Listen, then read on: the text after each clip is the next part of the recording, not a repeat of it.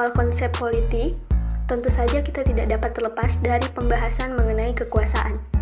Namun, apa sih kekuasaan itu?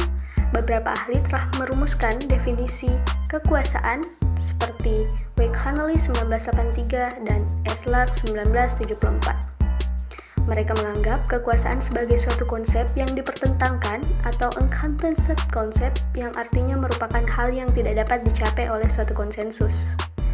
Jadi, umpamanya A mempunyai kekuasaan atas B, jika A dapat menyebabkan B bertindak sesuai dengan keinginan A, dalam hal ini diasumsikan bahwa B sebenarnya mempunyai alat lain daripada yang dikehendaki A, kekuasaan selalu berlangsung antara sekurang-kurangnya dua pihak. Jadi ada hubungan atau relation antara dua pihak atau lebih. Definisi lain dirumuskan oleh sarjana berpangkat tolak dari perumusan sosiolog Max Weber dalam bukunya Wissenschaft und Gesellschaft tahun 1922 yang mengatakan bahwa kekuasaan adalah kemampuan untuk dalam suatu hubungan sosial melaksanakan kemauan sendiri sekalipun mengalami perlawanan dan apapun dasar kemampuan ini. Adapun definisi lain dari kekuasaan yang dicetuskan oleh Harold de Lasswell dan Abraham Kaplan yang definisinya sudah menjadi rumusan klasik.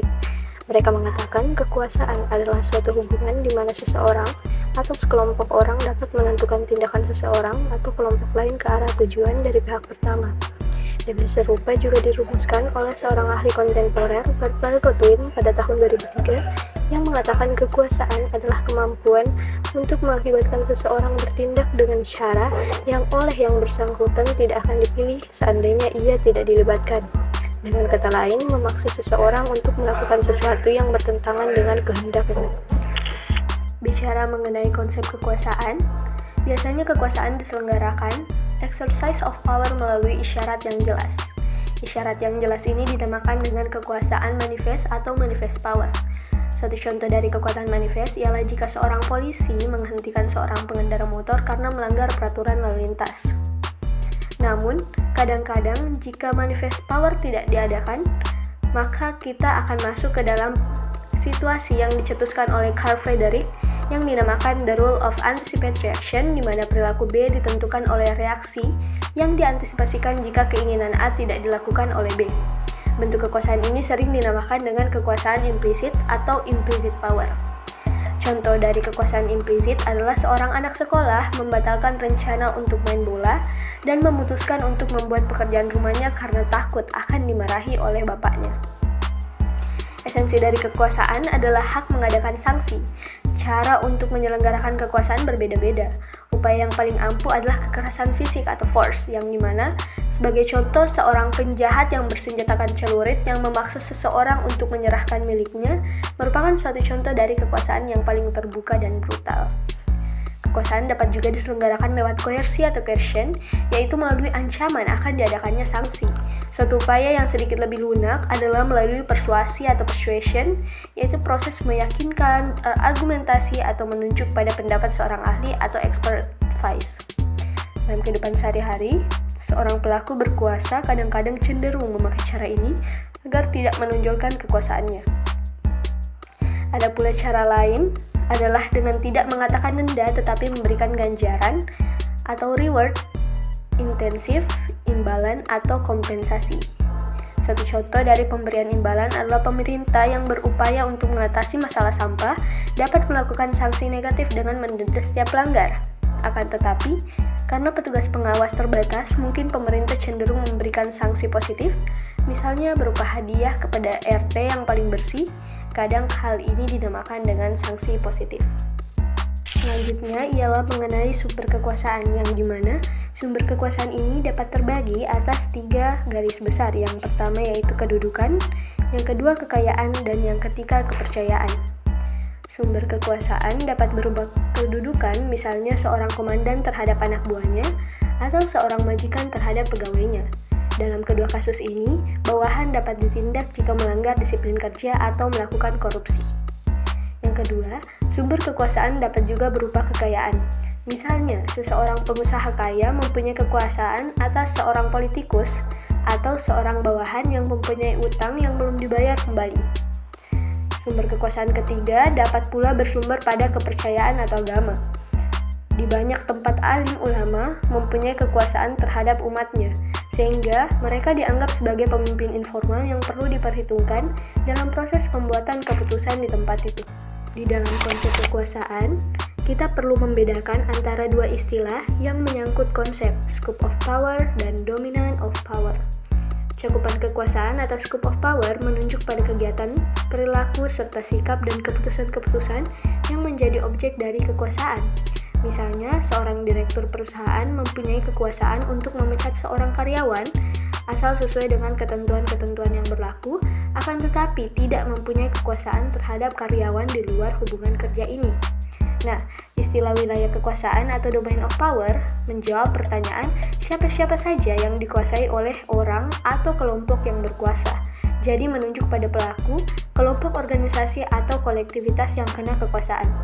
Sebagai contoh, seorang direktur perusahaan mempunyai kekuasaan atas semua karyawan dari perusahaan itu, baik yang di pusat maupun yang di cabang-cabang. Seorang sosiolog terkenal, Talcott Parsons, yang cenderung melihat kekuasaan sebagai senjata yang ampuh untuk mencapai tujuan-tujuan kolektif dengan jalan membuat keputusan-keputusan yang mengikat didukung dengan sanksi negatif. Dalam perumusan Talcott Parsons, yang diterjemahkan secara bebas, mengatakan, kekuasaan adalah kemampuan untuk menjamin terlaksananya kewajiban-kewajiban yang mengikat oleh kesatuan-kesatuan dalam suatu sistem organisasi kolektif.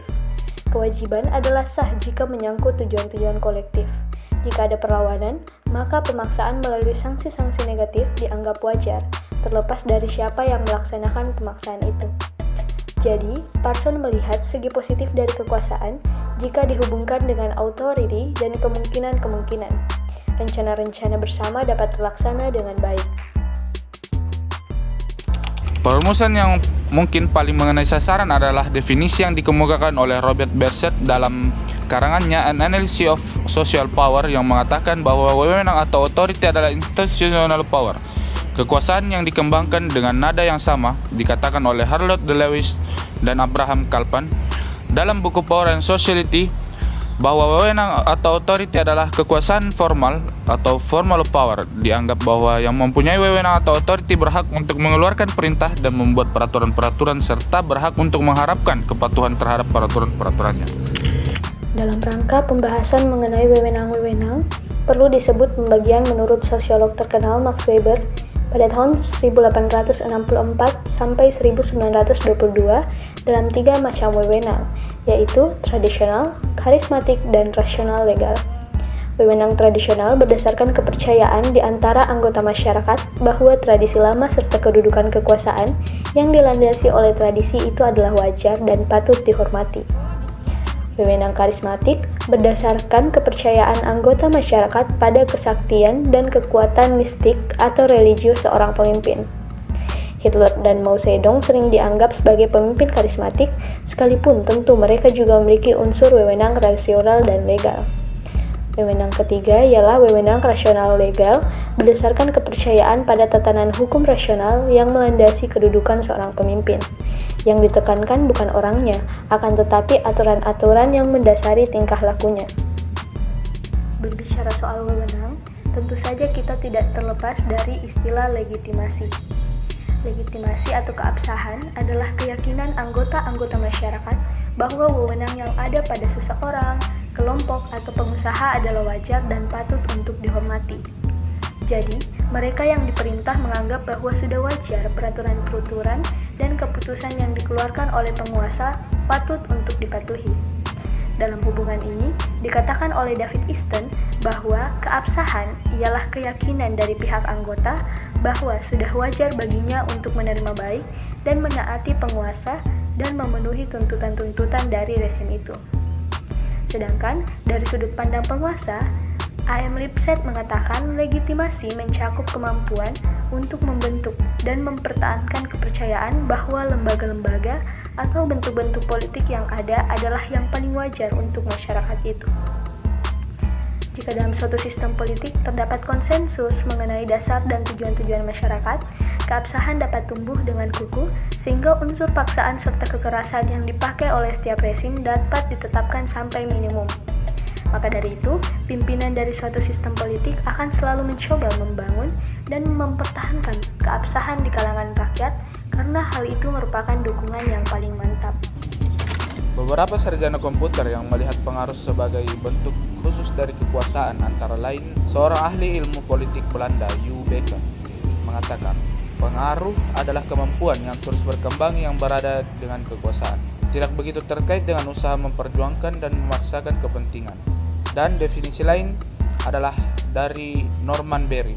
Pengaruh adalah suatu tipe kekuasaan yang jika seorang yang dipengaruhi agar bertindak dengan cara tertentu, dapat dikatakan terdorong untuk bertindak demikian, sekalipun ancaman sanksi yang terbuka tidak merupakan motivasi yang mendorongnya.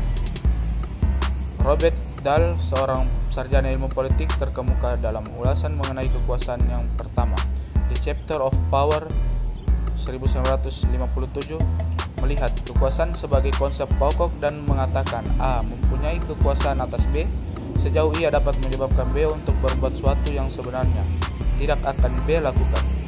Akan tetapi beberapa tahun kemudian dalam bukunya Modern Politic Analysis yang pertama kali diterbitkan pada tahun 1963, Dahl kembali memakai perumusan yang persis sama dengan yang dipakainya dalam tulisan terdahulu. Namun istilah kekuasaan diganti dengan istilah pengaruh. Dengan demikian definisi berbunyi A mempunyai pengaruh atas B sejauh ia dapat menyebabkan B untuk berbuat sesuatu yang sebenarnya tidak akan B lakukan. Dahl mengatakan bahwa kekuasaan adalah salah satu influencer